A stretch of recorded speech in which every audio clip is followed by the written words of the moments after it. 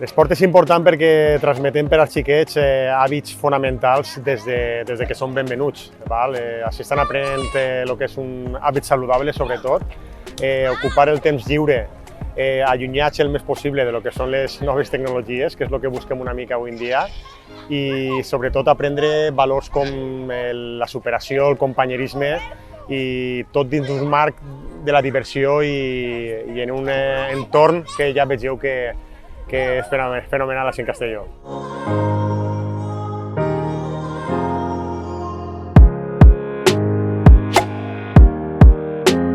L'esport, a part de que t'aporta una vida saludable, uns hàbits saludables, te fa estar activa, el que fa que mentalment també t'aporta molts beneficis, perquè sempre que eixes a fer esport, quan t'arribes a casa et sents millor i també te fa conèixer companys nous i sobretot disciplina.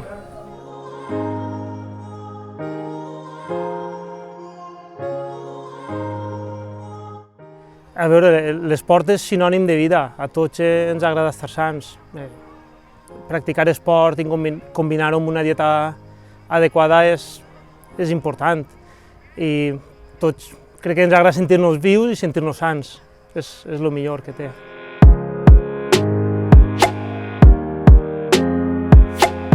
Pense que el deport és bo per a la salut de les xiquetes i també pense que, a part d'això, també fomenta molt que no utilitzen tantes videojocs, que vinguin i se despejen un poc més el cap i fent alguna cosa que siga bo per a la seva salut.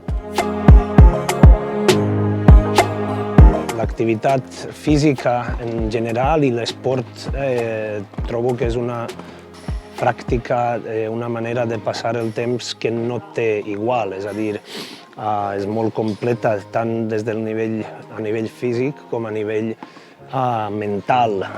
Jo quan faig esport deixo de pensar en altres coses i me concentro en el que faig. Aleshores, una vegada acabo, me trobo millor i més preparat per a enfrontar qualsevol problema o activitat diària. Per a mi l'esport és un estil de vida sa, molt sa, que fa que les persones se tinguen autoestima, que moltes no saben com poder-la adquirir, l'autoestima, i superació, que cada vegada que practiques esport te dones compte que pots superar límits que potser creus que no pots arribar a fer mai.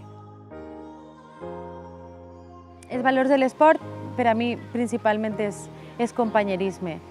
És l'ajudar-se uns a altres, és el no tirar mai la tovalla, és disciplina i sobretot és molt de sacrifici. Els escacs ajuden a pensar i sobretot reforcen la memòria. És a dir, un jugador d'escacs té que tindre memòria i saber sobretot comptar. Hi ha un aspecte que és la lògica, que també jo la comunico molt als alumnes. Utilitzeu la lògica a l'hora d'elaborar una jugada. Llavors crec que també reforcen la lògica, algo molt important. Dins de l'esport se treballen molts beneficis a nivell muscular, també a nivell neurològic, a nivell de coordinació, depèn del món de l'esport en què s'està treballant. Per exemple, en el meu cas, que és la natació, ahí se donen molts beneficis, per exemple, desenvolupar la força de resistència, se desenvolupa molt bé la coordinació. Els valors que jo destacaria serien la disciplina, la constància i el companyerisme. L'esport, així com pareix que siga rivalitat, al mateix temps molt de companyerisme, perquè jo puc dir que gràcies a l'esport he fet molts amics de diverses parts d'Espanya i fora d'Espanya, i jo crec que això no s'oblida. En la pilota jo destacaria el treball en equip, ja que juguen 2 contra 2 o 3 contra 3, l'autosuperació.